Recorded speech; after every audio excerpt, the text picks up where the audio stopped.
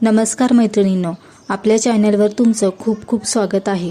आज आपण पाहणार आहोत 1 महिन्याच्या बाळासाठी घरच्या घरी राईस वापरून म्हणजे तांदळाचा वापर करून क्यूट बेबी फोटोशूट आयडियाज। हे फोटोशूट खूप सोपं, सेफ आणि सुंदर दिसतं। या आजच्या फोटोशूटमध्ये आपण कोणत्याही प्रकारचे फळे, फुले किंवा फेस्टिव्ह थीम ॲड करणार नाही आहोत। फक्त तांदळाचा वापर करून आपण बाळाचे फोटो कसे क्लिक करू शकतो ती आयडियाज घेणार आहोत। चला तर मग व्हिडिओला सुरुवात करूया। 1 महिन्याचं बाळ खूप छोटं आणि डेलिकेट असतं, त्यामुळे फोटोशूट करताना कम्फर्ट आणि सेफ्टी खूप महत्त्वाची असते। 1 महिन्याचं बाळ म्हटलं तरी काही बाळ हे दिवसा झोपलेलेच असतात, खूप कमी वेळ जागे असतात आणि काही बाळ हे रात्री झोपतात आणि दिवसा जागे असतात।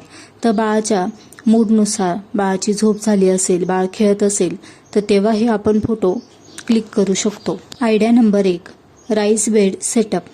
आता बघूया राईस बेड सेटअपमध्ये आपण काय करू शकतो। एक मोठी परात किंवा ट्रे घ्या, त्यात स्वच्छ तांदूळ टाका, त्यावर एक सॉफ्ट कपडा ठेवा, बाळाला हलक्या हाताने त्यावर झोपवा।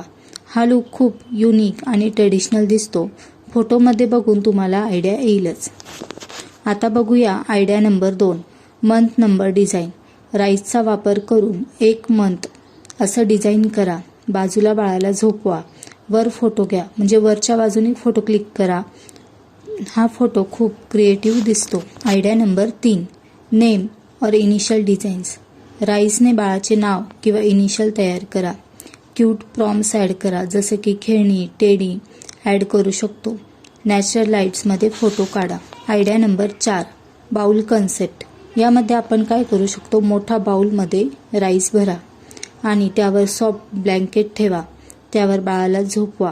हा कन्सेप्ट खूप ॲडोरेबल दिसतो। व्हिडिओच्या शेवटी बघूया काही इम्पॉर्टंट टिप्स। बाळाला कधीही एकटे सोडू नका। राईस थेट स्किनला लागू नये म्हणून क्लोथचा वापर करा। नॅचरल लाईटमध्ये फोटोशूट करा, विंडोजवळ फोटोशूट करू शकता आणि फ्लॅशचा वापर करू नका।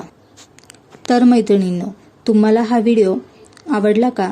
तर आवडला असेल तर व्हिडिओला लाईक करा आणि तुमच्या मैत्रिणींना नक्की शेअर करा आणि अशाच क्यूट बेबी फोटोशूट आयडियाजसाठी चॅनलला सबस्क्राईब करायला विसरू नका। तुम्हाला कोणत्या आयडिया सर्वात जास्त आवडल्या ते कमेंटमध्ये नक्की सांगा आणि व्हिडिओ शेवटपर्यंत बघितल्याबद्दल खूप खूप धन्यवाद।